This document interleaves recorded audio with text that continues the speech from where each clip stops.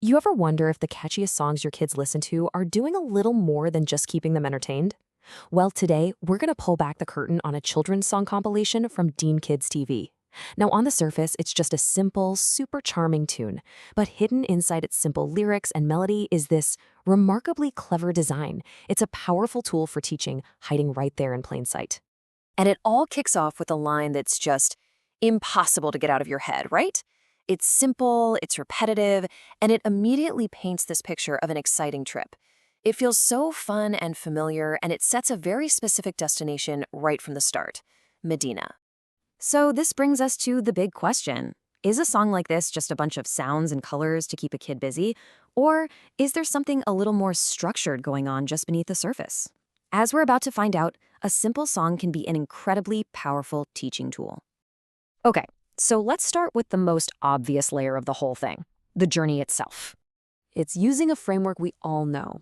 You've got a vehicle, it makes a noise, and it's going somewhere.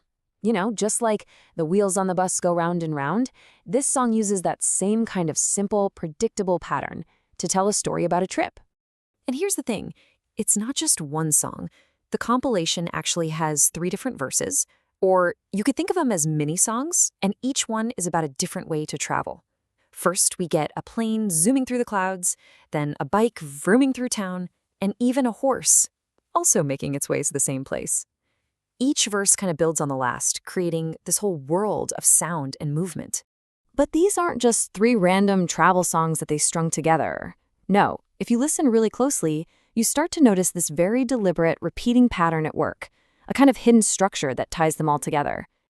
Oh, there absolutely is. The creators have used a consistent formula for each one of the 3 journeys. And this formula, this is what turns a simple collection of tunes into a super effective learning device. And that is the crucial point right there. The repetition isn't just to make it catchy. It's for retention. Every single element, from the sounds to the characters, is put there with a very specific goal in mind. It's basically education disguised as entertainment. So what is this formula? Well, it's a really simple repeating a 3-step loop. First, you introduce the ride and its signature sound, the plane's zoom, the bike's vroom, or the horse's tick-tock. Next, you bring in a character who says a specific important phrase. And finally, you just reinforce both the sounds and the phrases over and over again. So let's break down exactly how this formula gets used across all 3 journeys, because this is where the genius of the song's structure, it really shines through.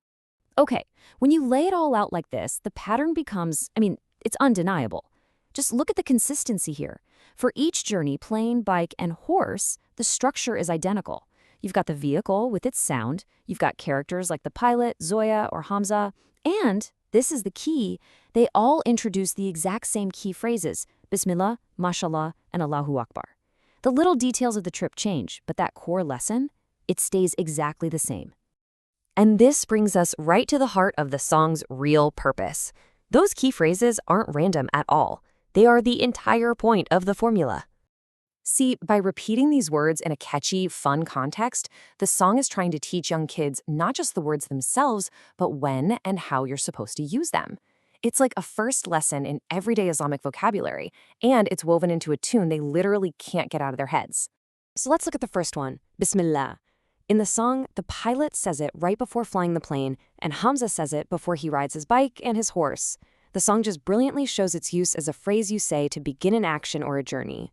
Next up, you have Allahu Akbar. Now this one isn't just spoken, it's sung with joy by the kids on the trip and even by the birds flying next to the plane.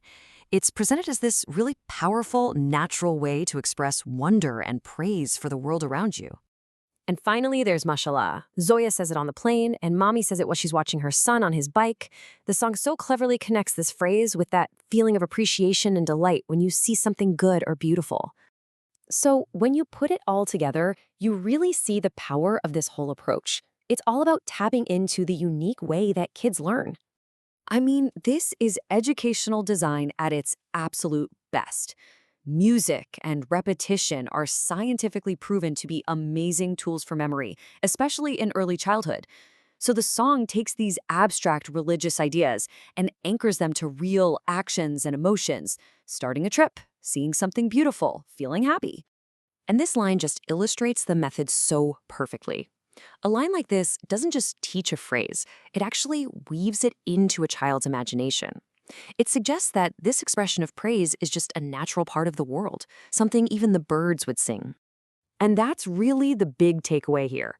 What sounds like a simple little tune about planes and bikes and horses is actually this carefully built introduction to key parts of faith and culture.